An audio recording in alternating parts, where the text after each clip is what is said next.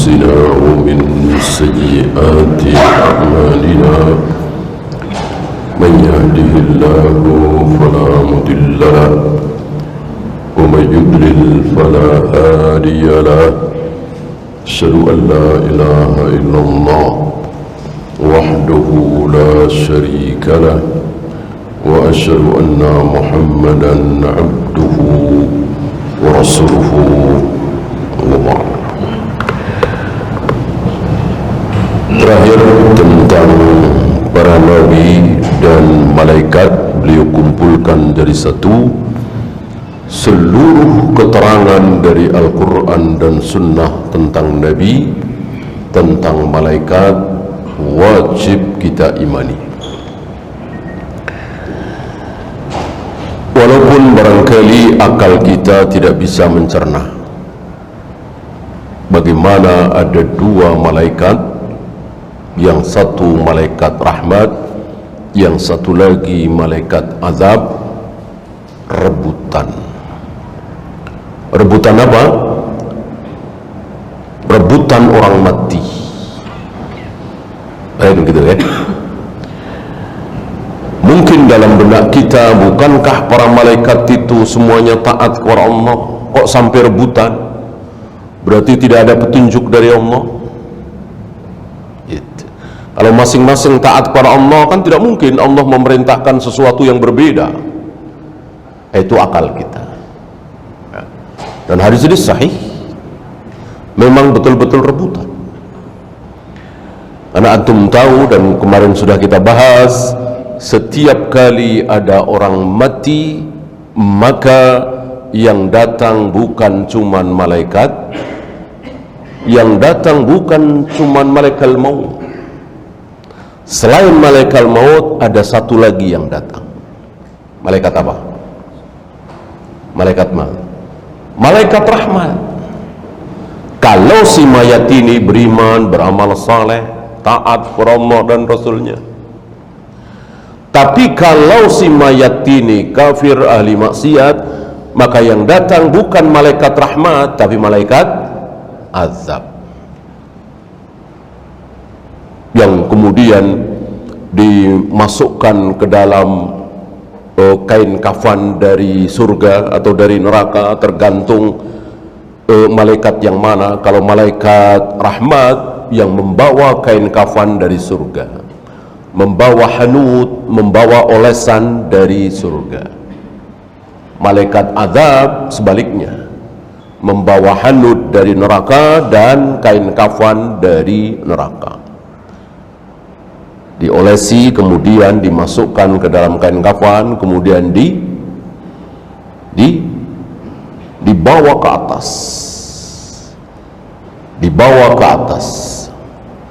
Setiap kali melewati satu malaikat, malaikat itu bertanya, roh siapa ini? Busuk sekali, baunya busuk sekali. Itu untuk rohnya orang-orang kafir, ahli maksiat.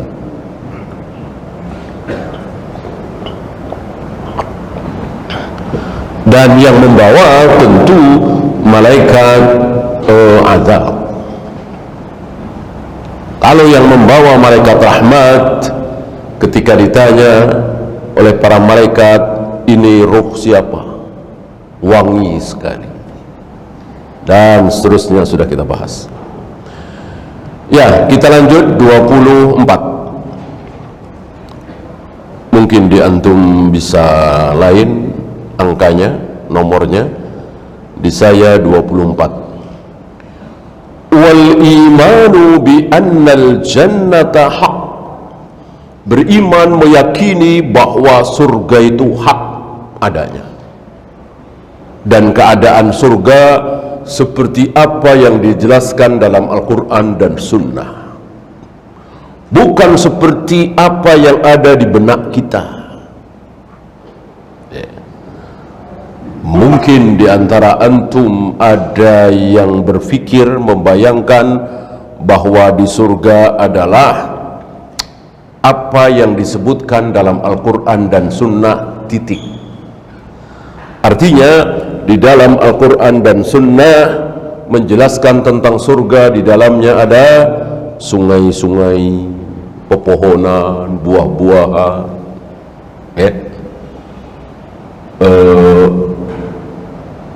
Ferrari, Lamborghini. Ada nggak? Nggak ada di Al-Quran dan Sunnah. Lalu antum yakini nggak ada? Nggak ada. Adanya ya benda-benda kuno gitu kan, sungai, delima, kurma,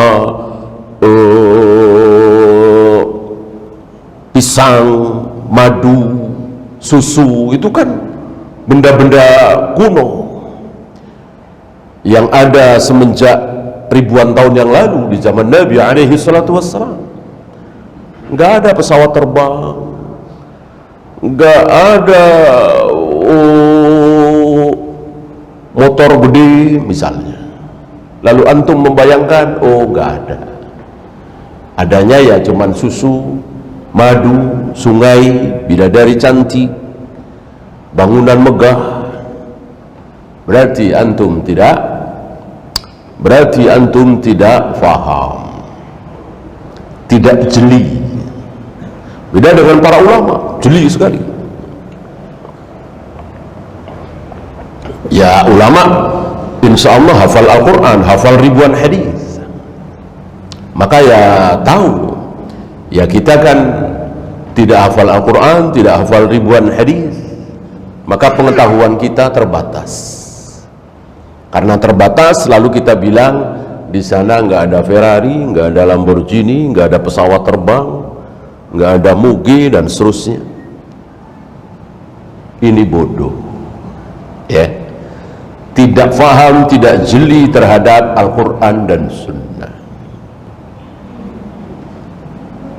Antum bisa temukan satu ayat yang menunjukkan bahwa di sana ada Ferrari, Lamborghini, pesawat terbang? Bisa? Bisa? Bisa. Sama dengan seorang ulama yang berani mengatakan, kalian mau bertanya apapun, jawabannya ada di Al-Quran. Ada seorang syekh seperti itu. Apapun ya syekh, apapun. Yaitu cara bikin mobil, cara bikin pesawat terbang, cara masak supaya enak, ada di Al-Quran? Ada. Nah, mana ayat? Fas'alu ahla dzikri in kuntum la ta'lamun. Mau pertanyaan apapun jawabannya ini. Dan begitulah Al-Quran dan Sunnah. Mukjizat Nabi, jawami'ul kalim, ucapan yang ringkas, padat, isinya dalam sekali, luas sekali, mencakup segalanya. Bertanya tentang cara membikin apapun, jawabannya itu. Fas'alu ahla dzikri in kuntum la ta'lamun. Oh betul, emang begitu kan? Kita disuruh bertanya kepada ahlinya. Ya. Betul juga ini. Mana dalil bahwa di surga ada pesawat terbang, ada mugi yang 3000 cc, bahkan 10.000 cc, ada sepeda bisa terbang misalnya, ada semuanya, ya. Bunyi ayatnya, walakum fiha ma tashtahi anfusukum walakum fiha ma tad'un. Kalian akan mendapatkan apapun yang kalian inginkan di surga itu. Tidak mungkin kita menginginkan naik pesawat, kemudian dijawab oleh para malaikat penjaga surga, afwan, di sini nggak ada yang begituan. Nggak mungkin, pasti ada. Setiap kali kita menginginkan sesuatu, pasti terjadi. Ya. Ketika tidak terjadi, berarti kita tidak ingin. Ya ambil contoh seperti Nabi Ibrahim tidak mungkin bertemu dengan ayahnya di surga, ya kan, udah jelas ini. Ya termasuk Nabi Muhammad SAW tidak bisa bertemu dengan ayah ibunya di surga, kan sudah jelas itu sabda beliau. Berarti beliau tidak ingin. Waktu di dunia pengen. Nabi Ibrahim sampai nangis-nangis memohon kepada ayahnya supaya tobat, jangan bikin berhala lagi untuk disembah, sembahlah Allah satu-satunya, karena menginginkan supaya ketemu ayahnya nanti di surga. Karena Allah tidak berikan hidayah kepada ayahnya Azar, sebetulnya namanya bukan Azar ya, justru Azar itu nama berhalanya, walaupun itu ada di Al-Quran. Idh qala li abihi Azar.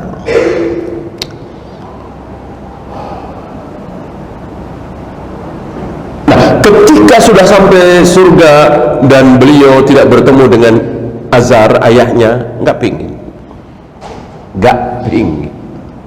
ya.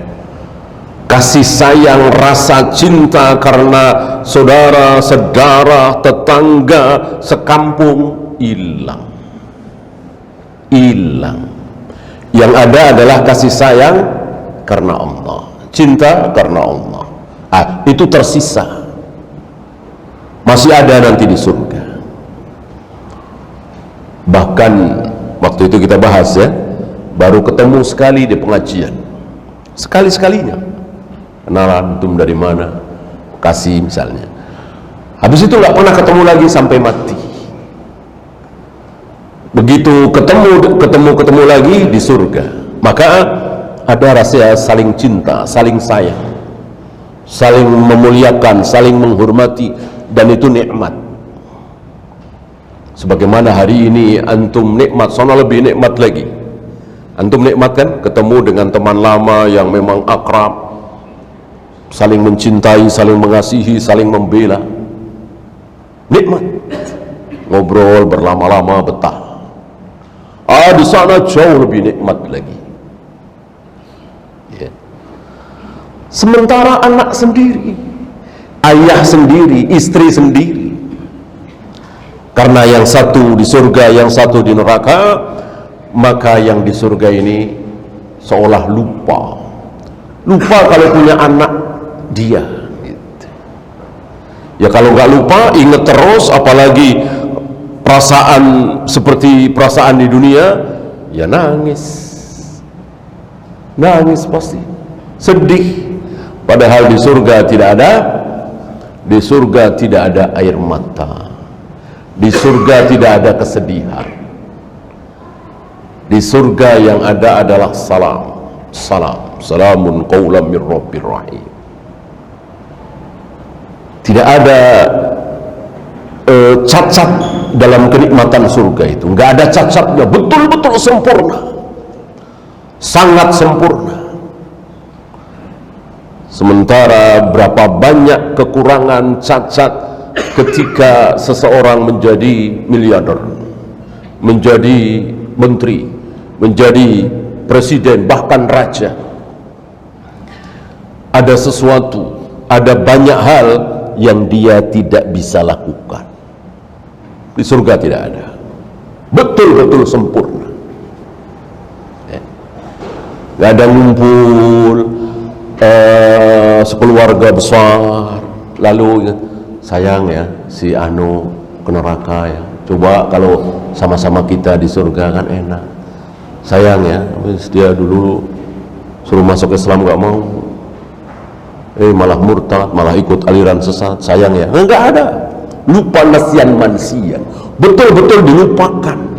Satu anggota keluarga yang masuk neraka, yang lainnya masuk surga, itu dilupakan, nggak inget aja udah ya. Sebaliknya si fulan satu-satunya anggota keluarga yang masuk neraka menyaksikan kenikmatan itu dan menyayat dalam hatinya, merintih sendiri. Karena selain siksaan fisik Di neraka itu ada siksaan ruh, ya, perasaan. Gimana gak tersiksa perasaannya? Semuanya masuk surga, aku doang yang masuk neraka. Karena aku dulu gak sholat, karena aku dulu kafir, karena aku dulu berbuat maksiat. Dia merintih sendirian, gak ada yang punya belas kasihan. Diangkat oleh Allah, dilupakan oleh Allah. Waliyadzubillah. Sementara di dunia kan tidak seperti itu. Di penjara misalnya, disiksa misalnya, ya, keluarganya nengokin, membela, membiayai, itu di dunia. Di sana nggak ada lagi. Wanaraha, begitu juga neraka. Semua keadaan tentang neraka wajib kita imani apa adanya, dan berbicara tentang surga neraka jangan membahas masalah teknis, ya. Kan ada percakapan antara penduduk surga dengan penduduk neraka, berbincang. Tentu ini nggak masuk di akal. Surga ada di mana? Iya, fis sama'is sabi'ah, di langit ketujuh. Sedangkan neraka tahta ardis sabi'atis sufla, di bumi yang paling bawah. Ya gimana bisa berdialog? Nggak masuk akal, ya. Tapi karena ini di sana bukan di dunia, kecil. Jangan bahas masalah teknis, ya. Semuanya mudah diatur oleh Allah dan bisa menyaksikan kalau memang Allah kehendaki.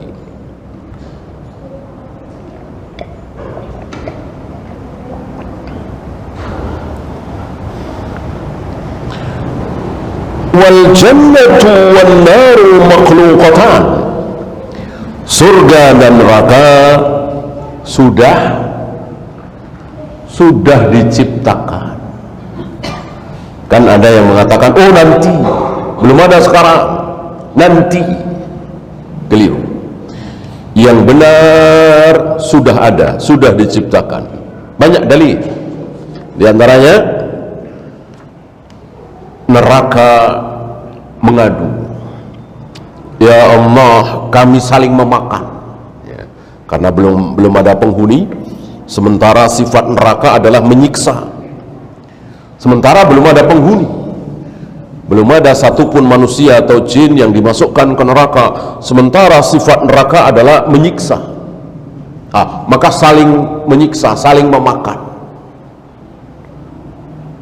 Dan neraka mengadu kepada Allah bahwa kami saling memakan, saling menyerang, saling menyiksa. Maka Allah memberikan izin kepada neraka untuk bernafas.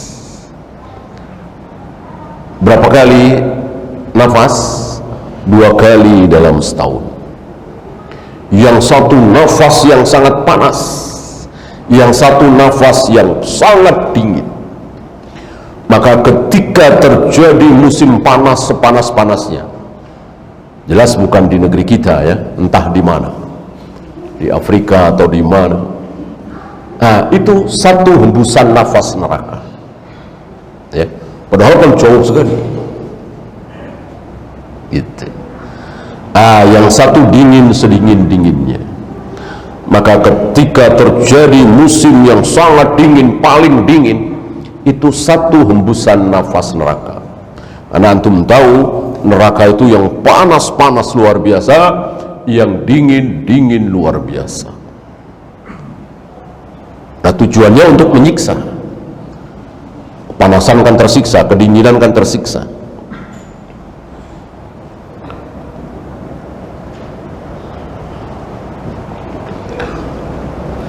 Dari riwayat ini para imam menyimpulkan, oh berarti sudah ada, berarti sudah diciptakan. Tidak seperti ucapan sebagian orang, enggak, belum ada, nanti. Termasuk ketika apa yang dilihat oleh Nabi bersama Jibril saat Isra Mi'raj, itu sekedar gambaran. Untuk siksaannya, iya. Untuk siksaannya, iya. Ada yang lidah ditarik, digunting sendiri, lidah ditarik, digunting sendiri. Ada orang yang ditelungkupkan, kemudian pipinya dihadapkan ke atas, pipi yang kanan ya. Lalu dari ujung mulut sampai ke belakang itu disobek.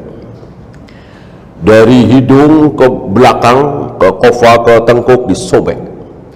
Dari mata ke belakang disobek.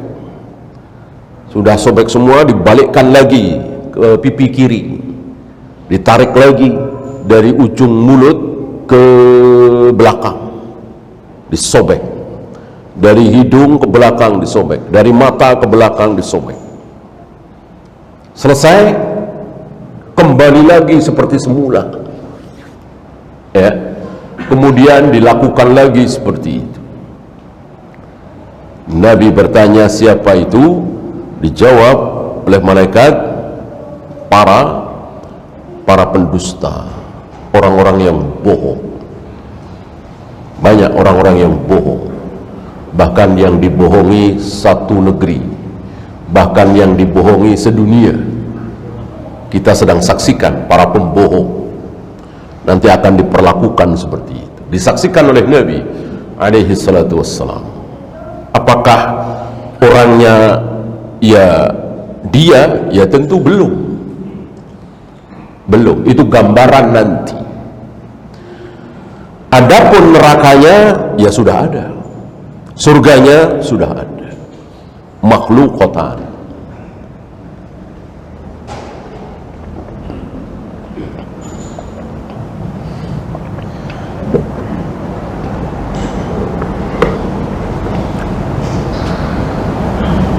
Wa fi dzalika falyatanafasil mutanafisun. Ketika Allah menyebut kenikmatan surga yang luar biasa, yang ma ainun ra'at wala udhunun sami'at wala qatara ala qalbi bashar, sebuah kenikmatan yang belum pernah terlihat oleh mata, belum pernah terdengar oleh telinga, belum pernah terbayangkan oleh hati. Maka Allah mengatakan, wa fi dzalika falyatanafasil mutanafisun. Kesitulah hendaknya kalian berlomba, bersaing, bukan kesini jabatan, karir, usaha. Manusia berlomba hari ini seperti itu. Bagaimana supaya saya bisa sukses seperti dia, biar karir saya menanjak seperti dia, biar jabatan saya tinggi seperti dia. Kita saksikan manusia sedang berlomba. Sementara Allah mengatakan, kalau kalian ingin berlomba ke situ tuh, supaya masuk surga yang paling tinggi, berlomba. Dan perlombaan itu sudah dilakukan oleh dua manusia termulia di muka bumi ini setelah para nabi, para rasul. Siapa? Abu Bakar dan Umar. Berlomba mereka berdua untuk meraih surga. Salah satu perlombaannya adalah ketika menjelang perang Tabuk. Menjelang perang Tabuk, di mana Nabi memerintahkan para sahabat untuk berinfak, karena peperangan yang akan dijalani ini luar biasa, butuh dana yang tidak sedikit. Maka Nabi mempersilahkan para sahabat untuk berlomba, menginfakkan hartanya untuk jihad fi sabilillah. Disitulah Umar mengatakan, dan hadis ini dari ucapan Umar. Umar mengatakan, kali ini aku tidak boleh kalah dengan Abu Bakar. Berarti selama ini Umar kalah terus, sering kalahnya dengan Abu Bakar ketika berlomba meraih akhirat. ketika berlomba meraih ridha Allah, ketika berlomba mencari pahala. Maka Umar mengatakan, kali ini aku harus menang. Kali ini aku tidak boleh kalah melawan Abu Bakar. Maka Umar kumpulkan berapa? Separuh dari hartanya.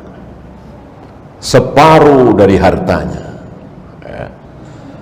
Banyak hari ini orang yang kaya, hartanya misalnya 2 triliun. Ada yang sedekah 1 triliun?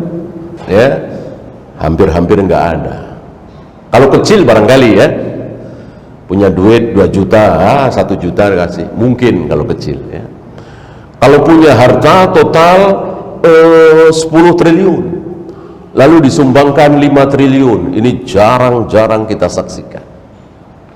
Betul, seseorang itu dermawan menyumbang 3 miliar, 10 miliar, tapi hartanya ratusan miliar, bahkan triliunan, gitu ya. Umar ini separuh, dan Umar kan termasuk sahabat yang kaya, ya. Tidak seperti Ibnu Mas'ud misalnya, Khabbab bin Arat misalnya, Bilal misalnya. Ini sahabat-sahabat miskin. Umar termasuk yang kaya, dan Umar berharap menang. Ternyata Abu Bakar menginfakkan seluruh hartanya, dan Umar mengatakan, aku tidak mungkin menang melawan Abu Bakar. Ini menunjukkan bahwa para sahabat itu betul-betul berlomba, bersaing, tentu dipamerkan di hadapan Allah, tidak pamer di hadapan manusia. Kalau pamer di hadapan manusia, barangkali Umar nggak akan cerita. Ini kan aib dia, aib Umar, kalah terus. Tapi karena tujuannya adalah pamer di hadapan Allah, bukan manusia, ya disebutkan. Kalau tujuannya pamer di hadapan manusia, barangkali yang akan meriwayatkan kisah itu bukan Abu Bakar, bukan Umar, tapi Abu Bakar. Abu Bakar nggak mau cerita, nggak ada keinginan menceritakan kehebatannya, yang cerita orang lain. Dan begitulah para sahabat, ya.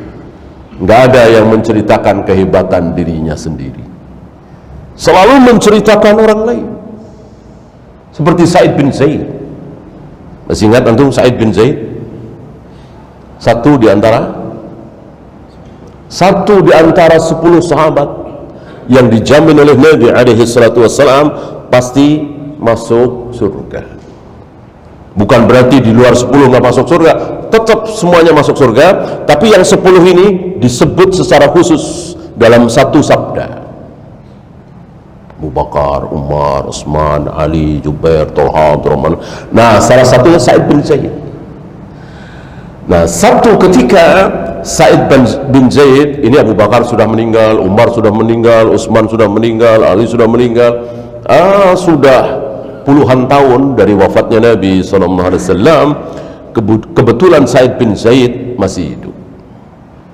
Ditanyalah beliau oleh beberapa tabi'in, siapa saja 10 orang yang dijamin masuk surga. Dijawab oleh Sa'id bin Zaid, Abu Bakar, Umar, Utsman, Ali, Zubair, Thalha, sampai 9, ya, nggak dilanjutkan sampai 9, ya.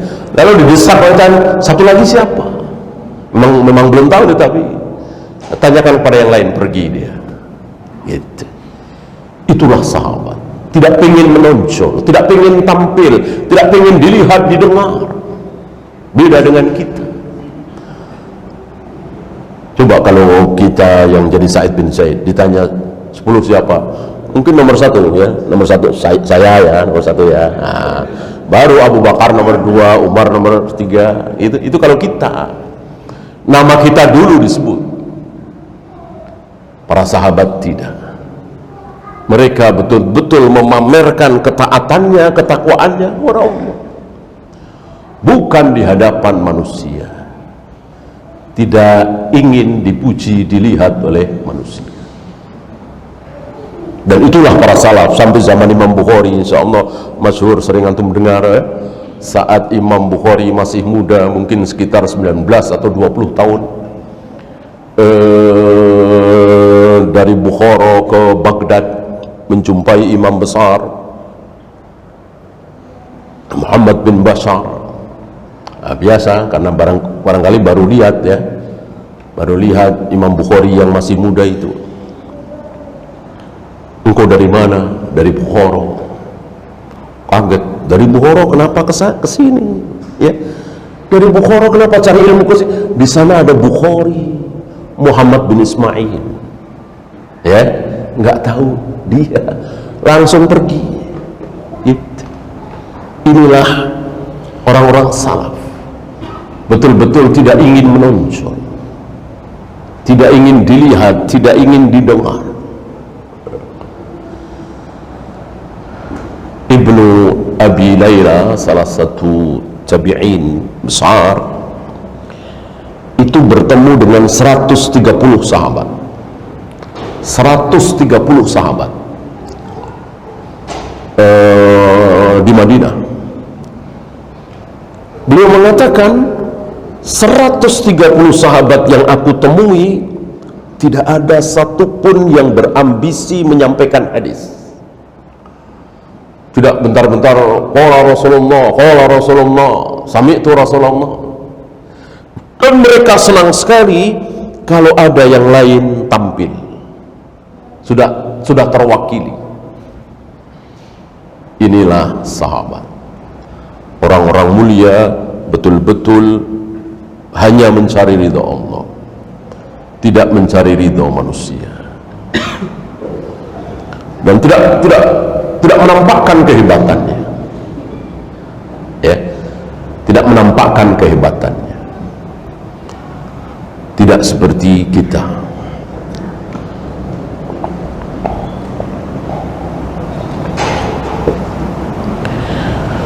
Antum lihat saja, seperti hari ini masih tersisa, walaupun belum lama sudah wafat ya, seperti Syekh Ali Hasan, Syekh Masyhur Hasan Salman, Syekh Musa Nasr, Syekh Salim bin Aid Al-Hilali.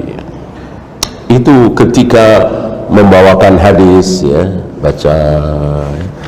dibaca, kemudian diterangkan syarahnya.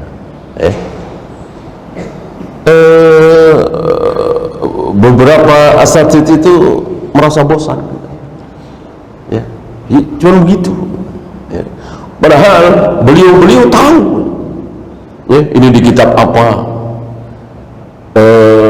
riwayat siapa, beliau tahu. Ya. Tapi tidak dipamerkan. Gitu.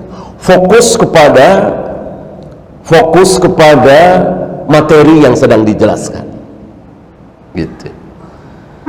Tidak ingin memamerkan daya hafalnya luar biasa, ya. Malah disebutkan sampai halamannya, ya, kiri, bawah, pojok, ya. Nah, ini buat apa memamerkan seperti itu kalau toh benar, ya. Para a'immah itu menyembunyikan, ya.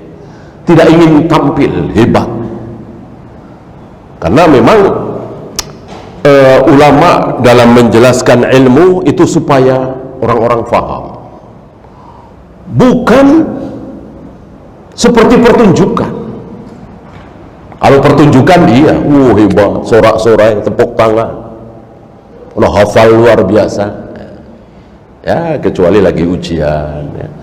Para ulama tidak seperti itu, fokus dengan pelajaran supaya para hadirin ini faham mana yang sunnah, mana yang bid'ah, mana yang syirik, mana yang tauhid, mana yang hak, mana yang batil. Tidak ada tujuan memamerkan hafalannya, kehebatannya.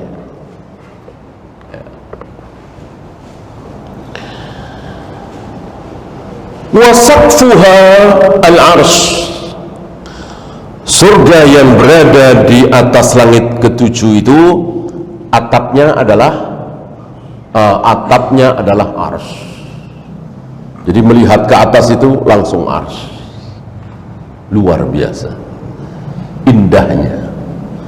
Sampai hari ini kita baru mendengar dan membaca Al-Arsh, Ar-Rahmanu 'alal arsy istawa, dan kita yakin bahwa Arsh itu ada, yakin seyakin-yakinnya. Dan Arsh adalah makhluk Allah yang terbesar, tertinggi. Sampai hari ini tidak ada satupun dari kita yang pernah melihat Al-Arsh. Dan di atas Arsh itulah Allah berada. Kata siapa? Kata Allah sendiri, kata Nabi alaihi salatu wassalam. Lalu kita tolak, merasa akal kita lebih hebat dari ucapan Nabi, lalu kita takwil. Tidak pantas Allah berada di sesuatu. Ya, kalau mengatakan duduk disangga oleh Arsh, ya jelas itu salah. Tidak ada satupun ayat, satupun hadis yang menyatakan bahwa Allah duduk di atas Arsh, Arshnya menopang Allah. Tidak sama sekali. Salah satu sifat Allah masih ingat? Iya, ba'inun an kulli khalqihi, terpisah dari seluruh makhluk. Jadi tidak ada satupun makhluk yang menempel pada zat Allah. Termasuk Arsh, makhluk Allah tertinggi, terbesar, terdekat dengan Allah, tidak menempel pada diri Allah. Entah berapa juta kilometer jarak antara Arsh dengan zat Allah. Allah berada jauh di atas Arsh. Nanti akan disaksikan oleh para penghuni surga. Wasaqfuha al-arsh, langsung itu atapnya.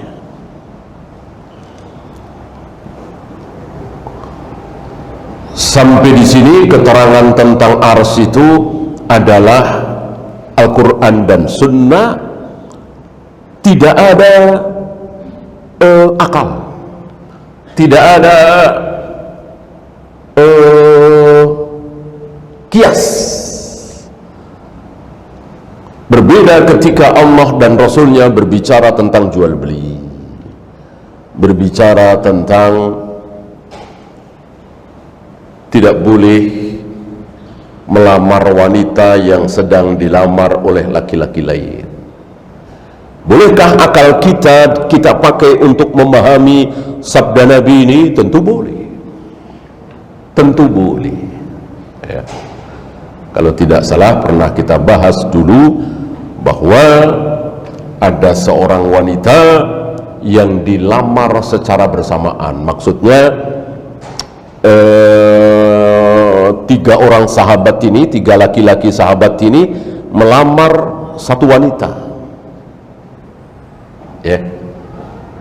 Berarti kan seolah melanggar sabda Nabi, la taktub khitbata akhihi wa la tabi' bai'ata akhihi. Jangan kalian membeli barang yang sedang ditawar oleh orang lain, dan jangan kalian melamar wanita yang sedang dilamar oleh orang lain. Ini tidak gaib, ini tidak berbicara tentang akidah tauhid, ini berbicara tentang jual beli. Maka akal kita boleh kita pakai dan harus kita pakai. Ketika ada seorang wanita datang kepada Nabi alaihi salatu wassalam, ya Rasul, aku dilamar oleh tiga laki-laki, Usamah bin Zaid, kemudian Abu Jaham, kemudian Muawiyah. Nah, berarti satu wanita ini dilamar oleh tiga laki-laki. Apa tidak melanggar sabda Nabi, jangan kalian lamar wanita yang sedang dilamar oleh orang lain? Ya. Dan mendengar ini, Nabi hanya menyarankan Muawiyah jangan, Abu Jaham jangan, Usamah bin Zaid saja. Nabi tidak mengatakan, oh nggak boleh itu. Besok sedang dilamar lagi, nggak boleh itu. Nabi nggak bilang begitu.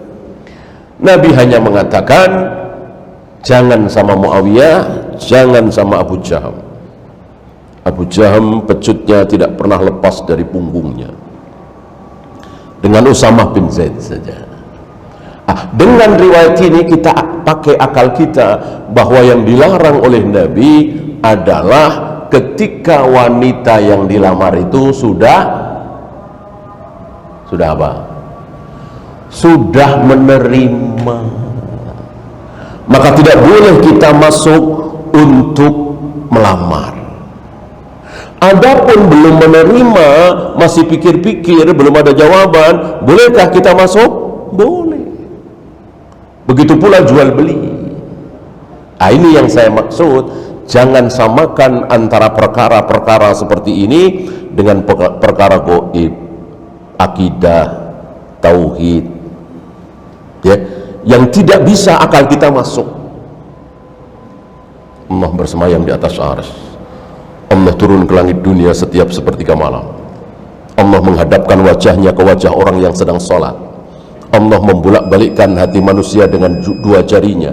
Akal kita tidak bisa masuk sedikit pun. Betul-betul kita sami'na wa ata'na. Ya, silahkan azan dulu. Wassalamualaikum ala Muhammadin sallallahu alaihi wasallam. Wa akhiru da'wana alhamdulillahi rabbil alamin. Alhamdulillah, wassalatu wassalamu ala rasulillah, la hawla wa la quwwata illa billah. Kita lanjutkan sedikit. Qad alima Allah ta'ala adada ahli jannati wa man yadkhuluha. Allah telah mengetahui berapa jumlah penduduk surga. Dan pengetahuan Allah ini tidak mujmal. Ya Allah, berapa yang masuk surga? 10 juta. Enggak, ya. Sampai ratusannya, puluhannya, bahkan satuannya. 10.560.751. Sampai sekecil mungkin Allah tahu. Dan Allah tahu yang pertama kali masuk tentu Rasulullah alaihi salatu wassalam, diikuti Abu Bakar, Umar, dan seterusnya para nabi, para rasul. Urutan yang ke 10.576 misalnya. Tahukah Allah? Tahu. Termasuk yang terakhir. Yang terakhir kali masuk surga siapa? Allah tahu.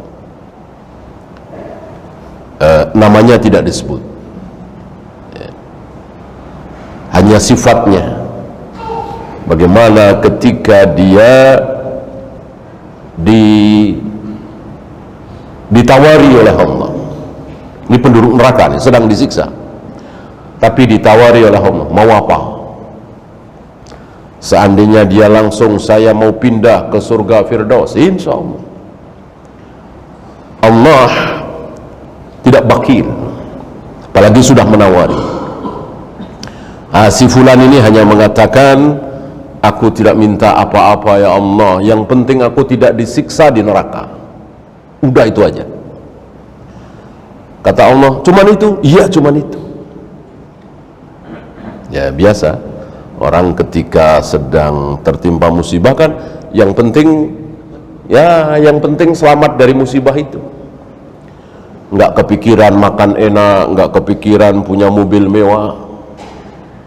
Begitu sudah selamat dari musibah, ya beda lagi. Keinginannya beda lagi, ya seperti orang ini. Maka Allah kabulkan keinginan dia. Allah hentikan siksaannya. Jadi nggak disiksa, mintanya cuma itu, ya. Sehari, 2 hari, sebulan, 3 bulan, setahun, entah berapa lama dia minta lagi. Supaya apa? Supaya dipalingkan mataku dari penghuni neraka ini. Nggak kuat. Pertama barangkali alhamdulillah udah nggak disiksa, tapi masih ngeliat, masih dengar. Maka dia memohon kepada Allah supaya dipalingkan matanya, nggak lihat lagi. Cuman itu. Ya sudah, Allah kabulkan. Betul, nggak lihat, tapi masih dengar jeritan, tangisan gitu. Sehari, 2 hari, sebulan, 2 bulan barangkali masih kuat. Ini lama-lamaannya nggak kuat, minta lagi terus sampai akhirnya masuk surga.